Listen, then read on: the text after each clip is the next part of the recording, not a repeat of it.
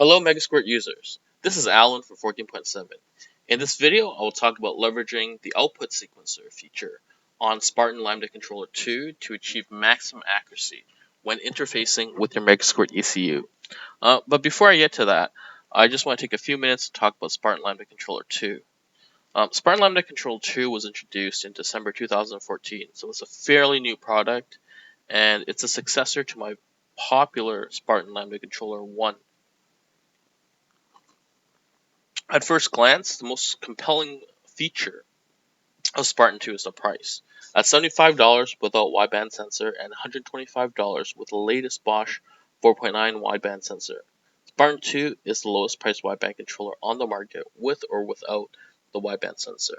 Even when compared to the majority of my competitors' wideband controllers, which use the lower priced Bosch 4.2 wideband sensor, Spartan 2 with the more expensive 4.9 wideband sensor is still much more affordable. Not only is Spartan 2 superior in terms of price, it's superior in terms of quality, even when compared to much more expensive wideband controllers on the market. This is because Spartan 2 is the only wideband controller on the market that uses all automotive grade components. It is the same quality components automotive manufacturers use in mission critical systems such as ECUs, ABS controllers, airbag deployment systems, etc. Not only does Spartan 2 use all automotive grade components, it uses all high temperature automotive grade components. This means Spartan 2 has the widest operating temperature range of any wideband controller on the market. And the operating temperature range is negative 40 degrees Celsius to positive 125 degrees Celsius. Suppose you bought a high-end wideband controller for $1,000 or more.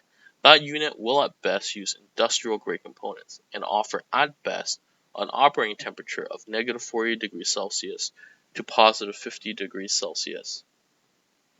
When you compare Spartan 2 to other budget wideband controllers, such as, say, the Innovate LC2, okay, the LC2 offers an operating temperature range of 0 degrees to 70 degrees Celsius. This limited temperature range means that the Innovate LC2 uses commercial grade components. And commercial grade components represent the lowest grade quality components that you can buy in terms of electronic components. And really, I mean, in an automotive environment, there's no excuse for using commercial grade components. Okay, and it's not just the Innovate stuff that uses commercial grade components. There are other controllers from other companies which use either all commercial or a mix of commercial and industrial grade components. Both industrial and commercial grade components are much lower quality and much lower priced than high temperature automotive grade components. Okay, so so Spartan 2 is a low cost product, but it's actually a very high quality product, and it's not all talk. I back it up with a warranty that's twice as long as any other wideband controller on the market. Our warranty is 2 years versus 1 year for everyone else. Okay, and the reason why Spartan 2 is able, I mean, it's lower cost than any other wideband controller on the market, and I claim that the quality is higher because we use all automotive grade components, right? And this is possible, okay, because Spartan 2 is actually based on my SLC free open source wideband controller design, and my SLC free design is the lowest component count wideband controller on the market. And what this means is that since there's so few components, I can afford to actually buy the highest quality components and still keep production costs very low. But you don't have to take my word for it. You can go to my website, www.14point7.com, and you can check out my SLC free source code, the schematics, and you'll see how efficient my SLC free design is. Okay, and Spartan 2 is based on a derivative of the SLC free design. Okay, so let's get back to the output sequencer feature on Spartan 2 and how it works to maximize accuracy when interfacing with MegaSquirt. Spartan 2, like most wideband controllers on the market, will interface to MegaSquirt via a 0 to 5 volt analog output. Okay. The output on Spartan 2's linear output is a standard 0 to 5 volt signal, 0 volt representing 10 AFR, linear to 5 volts representing 20 AFR. So it's a pretty standard output. Okay, so what you want to do with Spartan 2 is first of all just you do it install in your vehicle. Okay, for most installs you need to hook up 4 wires. Red wire to switch 12 volts. Black wire is the electronics ground and should be grounded to where MegaSquirt is grounded. Okay, this will minimize offset errors. Okay, the white wire is the ground for the sensor heater. This should be grounded to the chassis far away from where the electronics ground is connected. This will also minimize offset errors. And lastly, the green wire is the linear output. It connects to the oxygen sensor input wire on MegaSquirt. On my MicroSquirt unit, the oxygen sensor input is wire number 34. It's the pink wire. Okay, so let's assume that you did a fairly basic install, and you hooked up the 4 wires. Okay, so that's pretty plain vanilla normal type of install. Okay, I mean it's the same install as you would use for almost any other brand of Lambda controllers. Okay, so once you physically install the unit, you go into Tuner Studio under Tools, Calibrate AFR table. Okay, now under the Ego sensor, select Custom Linear Wideband. Okay, so enter 0 volts, 10 AFR, 5 volts, 20 AFR, and then write the change to MegaSquirt.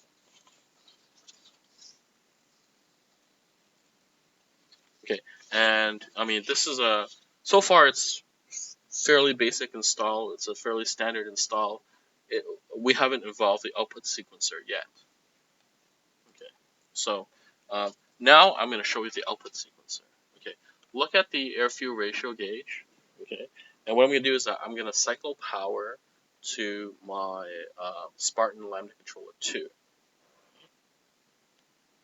So I'm turning it on now. You see, the first 5 seconds it shows a distinct AFR of 13, and then the next 5 seconds it shows a distinct AFR of 17.1, and then afterwards it shows normal AFR. Okay.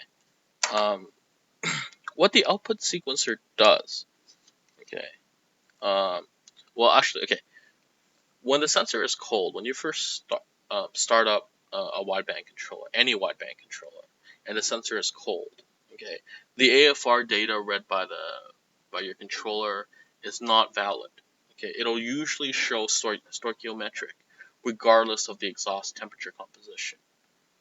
When the sensor is cold, it takes about 30 seconds to 1 minute for the wideband sensor to warm up, and for the AFR readings to be reflective of the exhaust gas composition. Okay. During this time, when the AFR is not valid, Spartan 2 will use that time to output 2 precise voltages. Okay, the first voltage is 1.66 volts for the first 5 seconds, and then it's 3.333 volts for the next 5 seconds. Okay, now when you use a 10 to 20 AFR curve, 1.666 volts should ideally show up as 13.328 AFR, and 3.33 volts should ideally show up as 16.6666 AFR. Any deviation from 13.328 and 16.666 AFR represent errors, which can be compensated for in Tuner Studio. Now, normally, the linear output on my Spartan 2 is fairly precise. Okay. In this demonstration, what I do is that I actually I change the output voltages so that they're a bit different, so I can show you what happens when when you run into errors on the linear output when you interface it to MegaSquirt. Okay. So okay. Okay. So now this is an Excel spreadsheet that I created, which is available for download from my website. Okay, and what the spreadsheet will do is that it'll calculate the compensation values that you should input into Tuner Studio to compensate for any errors on the linear output. Okay, so remember the first 5 seconds, Tuner Studio was showing 13 AFR. So you enter 13 AFR over here in the first 5 seconds box. In the 5 to 10 seconds box, you enter the AFR which was shown from the 5 to 10 second mark, which was 17.1. Okay, so like again, over on the right hand side, this is the ideal AFR. If everything was perfect, it should show 13.328 in MegaSquirt for the first 5 seconds, and if everything was perfect between MegaSquirt and Spartan 2, it should show 16.666 AFR between the 5 to 10 second mark. Okay, so and once we enter those values over here in the green, this is the compensated values that you should enter into Tuner Studio to zero out those errors. Okay, so what we're going to do is that Tuner Studio, go back to Calibrate AFR table in the Ego sensor, select Custom Linear Wideband, and now we enter the compensation values from the worksheet. So it's 10.889. So here it's 19.0167. So let's write this to the controller. Okay.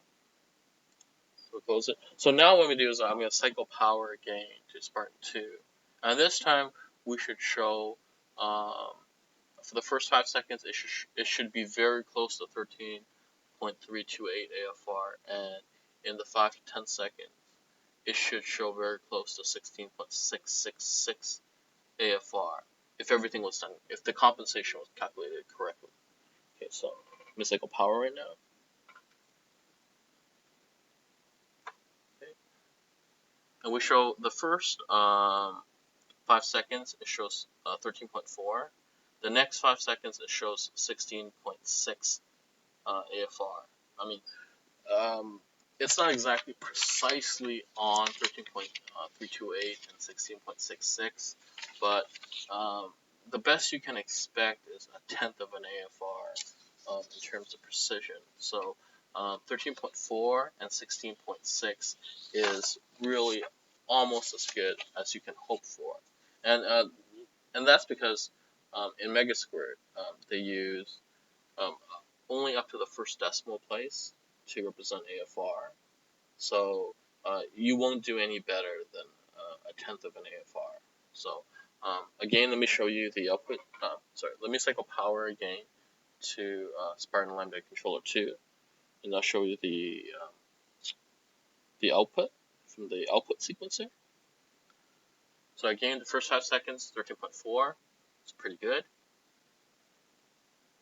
And for the next 5 seconds, 16.6, it's pretty good. So in both points, you're hitting within a tenth of an AFR to what the output sequencer is trying to tell MegaSquirt.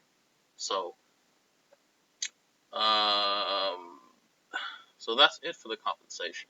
Now, with this compensation, in theory, throughout the entire lambda range, it should work to correct any sort of linear errors or offset errors due to grounding or and whatnot. Okay, so but in reality it's not perfect, but it probably zeroes out maybe 80 to 90% of the errors. And if you're using any other system that doesn't have this output sequencer feature, then basically you're at the mercy of you know of, you know of any type of error on the linear output, whether it be from the controller, whether it be from the installation, the grounding of the installation, or whether it be on the MegaSquirt end. Because on the MegaSquirt end, I mean, it's they'll be using 5-volt regulators, and any kind of tolerance or imprecision on the 5-volt regulator will show up as an error when you're trying to read AFR from the Lambda controller. And also, there's depending on the circuitry, on the oxygen sensor input, it could have associated linear and offset errors, just based on the input on the input circuitry on the analog to digital converter on the CPU on the MegaSquirt. Okay, so I think I am pretty much done here. So thank you for your time, and have a good day.